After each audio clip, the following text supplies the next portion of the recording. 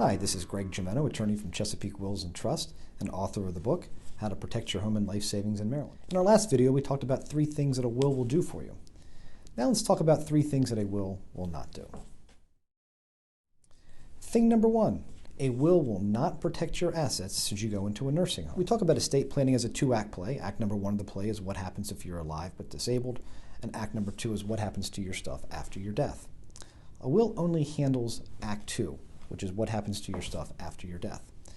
Should you have to go into a nursing home and spend down your assets in order to qualify for Medicaid, a will does not help to plan for those things. A will only distributes your stuff after your death and provides no asset protection during the course of your lifetime. Number 2, a will does not allow anyone to have access to your stuff while you are alive.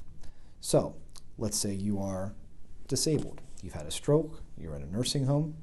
Just because someone is listed in your will or even as a beneficiary designation on one of your accounts does not allow someone to have access to your bank accounts in order to pay your bills.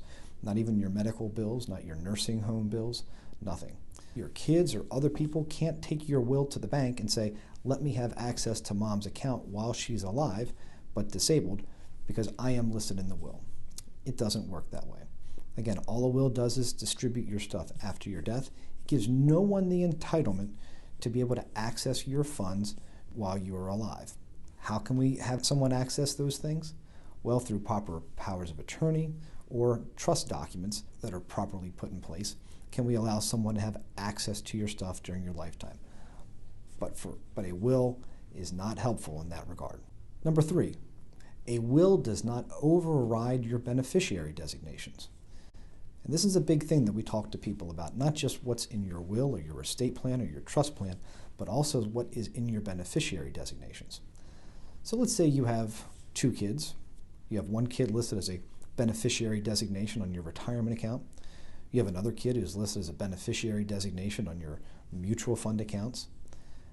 But in your will, you say, give everything to my spouse.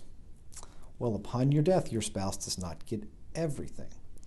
Because things that have a beneficiary designation, mutual fund accounts, investment accounts, IRAs, 401ks, life insurance policy, annuities, whatever is on the beneficiary designation form is where that asset will pass, regardless of what's in your will.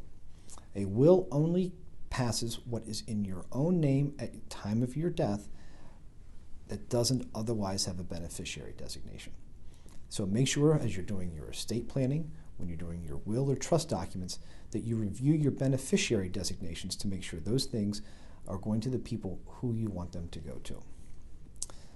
Again, for more information, please visit our website, www.chesapeakewillsandtrust.com, or to download a free copy of my book, please visit mdestatebook.com.